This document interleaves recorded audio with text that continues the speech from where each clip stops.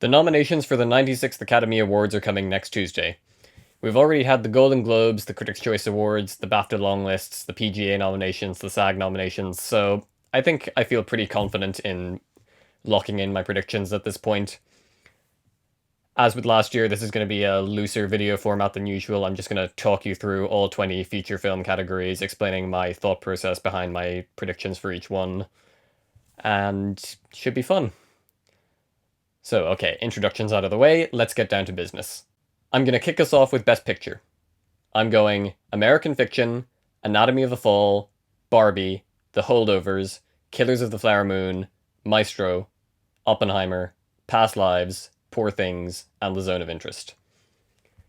It does feel a bit weird that I'm going with the exact same 10 as the Producers Guild Award nominations. Like, usually there's some difference, even if it's only like one or two films, but I don't know. I just don't know what the alternatives are. I mean,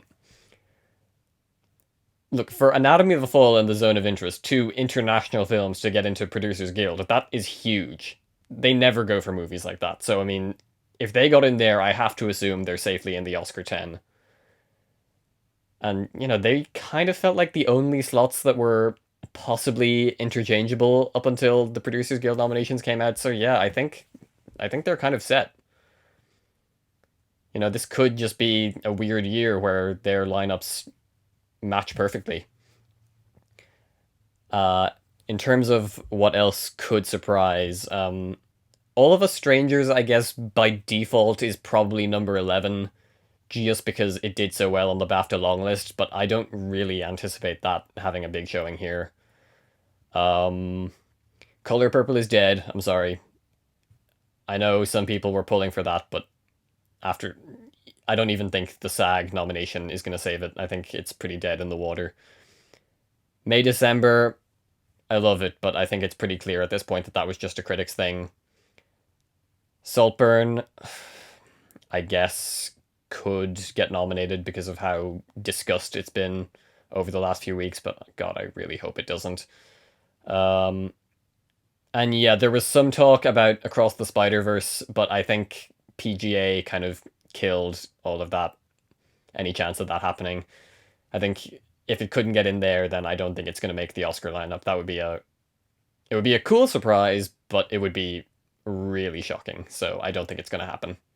Best Director: Jonathan Glazer, The Zone of Interest; Yorgos Lanthimos, Poor Things; Christopher Nolan, Oppenheimer; Alexander Payne, The Holdovers; and Martin Scorsese, Killers of the Flower Moon.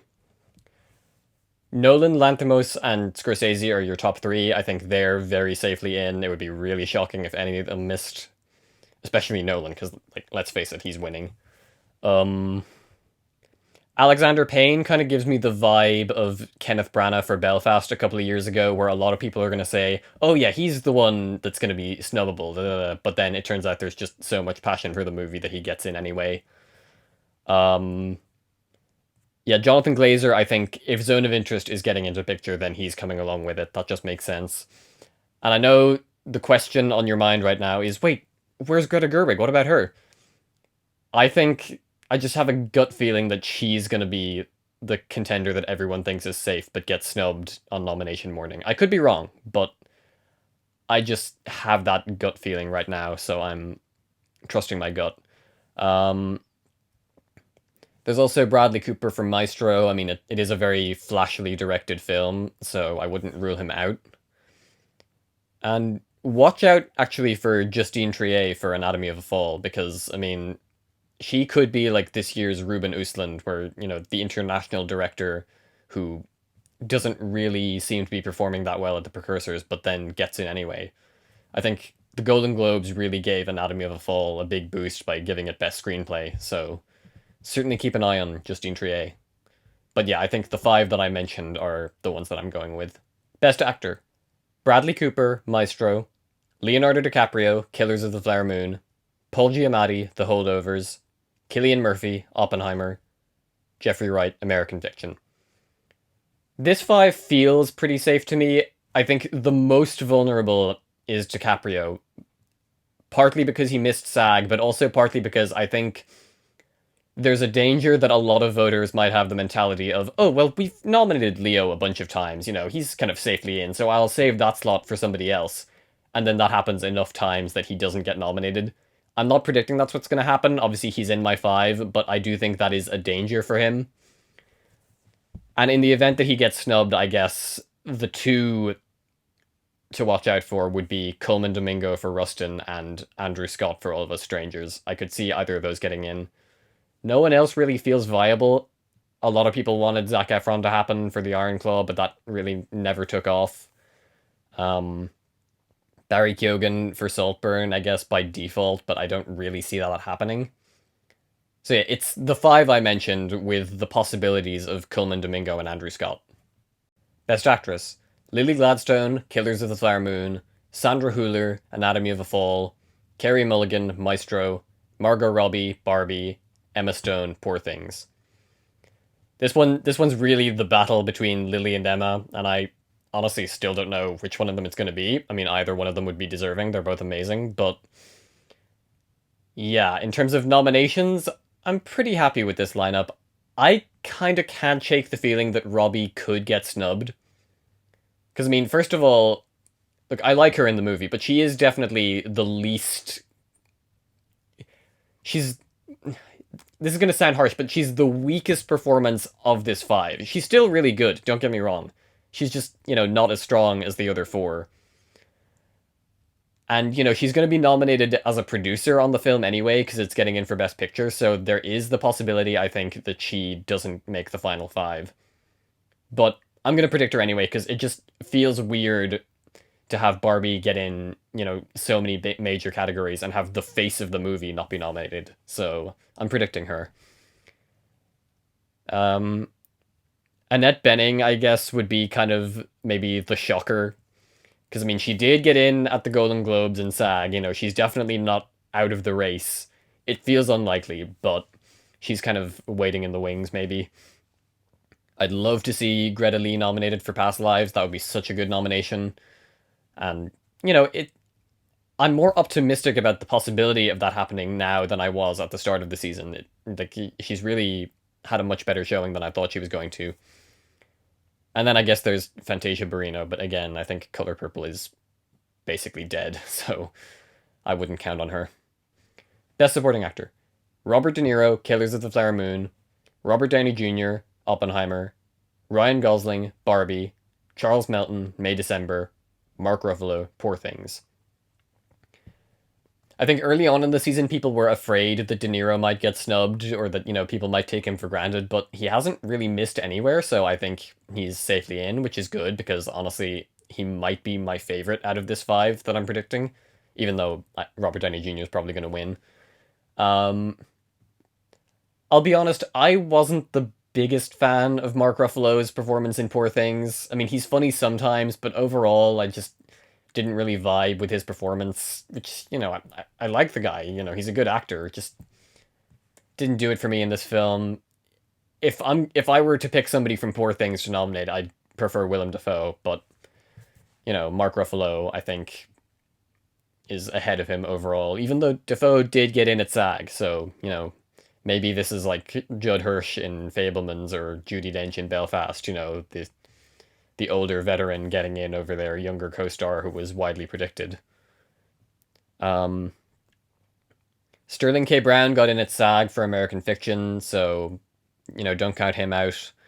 Dominic Sessa for The Holdovers, there is a world where that movie performs even better than expected, and he comes along with it. I'd love to see the kid from Anatomy of a Fall, Milo Machado Grainer, nominated, but, child performances, have a tough time getting recognized. I'm scared for Charles Melton. I'm predicting him, like, mainly out of hope, but God, missing the BAFTA longlist and missing SAG, that was not good for him. I'm really scared. It would be such bullshit if he's not nominated, but I'm gonna be optimistic. Supporting Actress: Emily Blunt, Oppenheimer; America Ferrera, Barbie; Julianne Moore, May December; Rosamund Pike, Saltburn; Divine Joy Randolph, The Holdovers. Honestly, Divine Joy Randolph is the only one who's actually safe here. Like, I could see any of the others not getting nominated. She's the only one that I'm confident in, which is pretty crazy. This is just a really hard to predict category this year. Um, Emily Blunt's a close second because, I mean, Oppenheimer is a juggernaut this season, so it feels like she's safe, but you never know.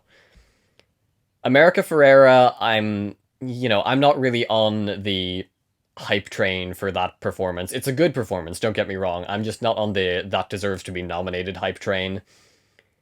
It's really all based around that scene, the one. But I think in such a sparse category, because Barbie is a pretty big contender, I think she'll probably come along with it. Julianne Moore, admittedly, I'm mostly predicting out of hope, because I mean she's so good in that movie, and I really want her to get nominated. I know it's probably unwise, but look, I'm allowed a couple of predictions every year where I can just, go down with a sinking ship, and this is one of those. Rosamund Pike, I didn't like Saltburn, but she was good in it. And she got nominated at the Golden Globes. She was longlisted at BAFTA. She's definitely in the hunt. Danielle Brooks obviously is the big absence from my predictions. I'm predicting a Color Purple shutout. I think Danielle Brooks is going to be that contender that we usually get every year, that acting contender who gets nominated everywhere, but then misses the Oscar lineup. Penelope Cruz, definitely watch out for her for Ferrari, because the Academy does like her, and she got nominated at SAG. Um, I guess I probably should be predicting Jodie Foster for Naiad over Julianne Moore for May December, but I just really want Julianne Moore to get nominated. Um, and yeah, that's kind of it. It's a weird category this year. Best Original Screenplay: Anatomy of a Fall, The Holdovers, Maestro, May December, Past Lives. Yeah, I mean, there's not a lot of competition in this category. Like, especially now that Barbie has moved to adapted, I think the field has only shrunk. Like, what else even is there? I guess there's Air. Maybe. In a perfect world, I haven't mentioned this yet, but in a perfect world, Asteroid City would be getting a bunch of nominations, and this would be one of them, but we don't live in a perfect world. So I'm just going to have to settle for having my heart broken by how little, if anything, that movie gets. I feel pretty good about this five, though. Best Adapted Screenplay: American Fiction, Barbie, Killers of the Flower Moon, Oppenheimer, Poor Things. I really do not see a world where this isn't the lineup. It's just, all of these movies are in my Best Picture lineup, and all of them just feel like they need to also show up in screenplay. I just cannot imagine, like, what else is there? I guess there's All of Us Strangers, maybe. And that's kind of it. Like, it's going to be this fun. This is the category I am the most confident in terms of predictions. Animated feature: The Boy and the Heron, Elemental, Spider-Man Across the Spider-Verse, Suzume, Teenage Mutant Ninja Turtles Mutant Mayhem. Like, I mean, this is like Boy and the Heron and Spider-Man. These are like the only two that actually can win. Everything else is just along for the ride. Don't think Mario's happening. Don't think Wish is happening. Like, up until recently, I thought Wish was just going to happen because they were going to default to the Disney, but like, it didn't even show up on the original song shortlist, so I guess that movie really is just dead. Chicken Run 2, maybe. Nimona, I know a lot of people like that one. Yeah, I mean, Suzume, I guess, is the one that I'm the iffiest on in terms of whether it'll get nominated. Good movie, but it's definitely in the weakest position of the five that I just mentioned. Documentary: 20 Days in Mariupol, American Symphony, Beyond Utopia, Four Daughters, and still a Michael J. Fox movie. As I said last year, this is kind of a weird category because it's like the one category where you can have a movie that is presumed to be the frontrunner and it still gets snubbed. I with this category I always just default to the 4 or 5, I mean, that everyone is predicting, and I just roll with that because there's no telling what the documentary branch is going to do. Yeah, I think Kokomo City was like a potential challenger, but it's not on the shortlist, so I guess that's gone. Best International Feature: Fallen Leaves, Perfect Days, Society of the Snow, The Taste of Things, The Zone of Interest. Yeah, there's no Irish film this year for me to get super invested in. um, yeah, that feels pretty good, I think. 20 Days in Mariupol could pull a double nomination for documentary and international. That's definitely possible. Um, I heard Io Capitano was pretty good, but I don't really know much about it. The Teacher's Lounge, I know a lot of people liked, but I'm going to stick with the predicted five. They just make sense. I mean, Zone of Interest is going to win anyway, so. Oh, yeah, and just in case you weren't aware, Anatomy of a Fall is not going to be nominated here because France didn't submit it. They submitted The Taste of Things instead.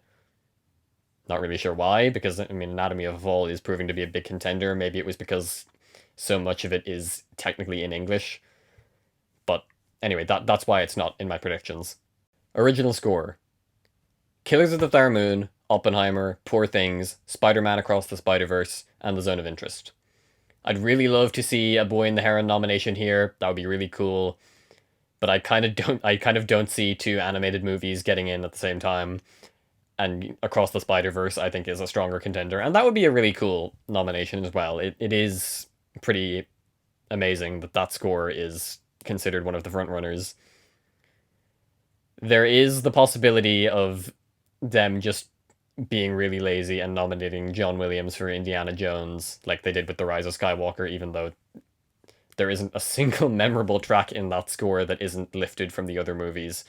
But it was the same with The Rise of Skywalker, and that still got nominated, so I'm not going to rule that out, unfortunately. This would be a pretty cool lineup, though, the one I have predicted here. Hey guys, so around this point of recording, my microphone randomly decided it was going to stop recording audio, so I'm really sorry about this, but you're going to have to put up with the shitty camera audio for the rest of the video. It's really annoying, but I don't know what else I can do. Original song: It Never Went Away, American Symphony, I'm Just Ken, Barbie, What Was I Made For, Barbie, The Fire Inside, Flamin' Hot, Road to Freedom, Rustin. I'm very happy that the Mario song is not on this shortlist because that would have been a terrible nomination. Like, I'm sorry, guys. It's not a good song. Like, you want an example of a joke song that's actually good and deserves to be nominated? It's I'm Just Ken, which I'm predicting. Like, Peaches is just Jack Black going, Peaches, Peaches, Peaches, Peaches, Peaches, for like a minute. It's a mildly amusing joke at best. But it's not on the shortlist, so I don't have to worry about that getting nominated and stealing the slot from a much more deserving contender. Yay! Yeah, The Fire Inside is like the obligatory Diane Warren nomination for a movie that no one's ever heard of, that usually happens every year. I'm really pulling for Dear Alien Who Art in Heaven from Asteroid City. That would be such a cool nomination, and unfortunately for me, it's probably this movie's best shot at getting nominated anywhere, which is bullshit, but anyway. Best Cinematography: Killers of the Flower Moon, Oppenheimer, Maestro, Poor Things, Saltburn. I don't anticipate there being any real surprises here. El Conde, I think, did make it in at the American Society of Cinematographers. That's a pretty big get, and yeah, that was a very visually interesting movie, so I'll put that at like number 6 maybe. But I think this 5 is looking pretty set. I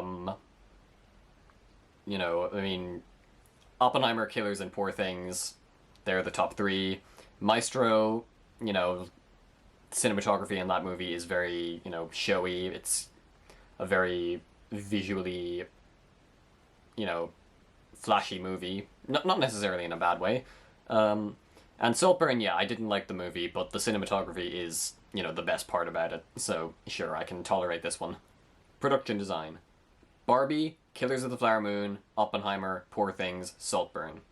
Asteroid City could also get in here, but again, I am not setting myself up for disappointment. I am still reeling from The French Dispatch getting snubbed in this category, which was absolutely insane. Zone of Interest, maybe. I could see that happening. But yeah, this feels like the 5. I don't think we're gonna see any surprises in this one. Costume design: Barbie, Priscilla, Poor Things, Saltburn, Wonka.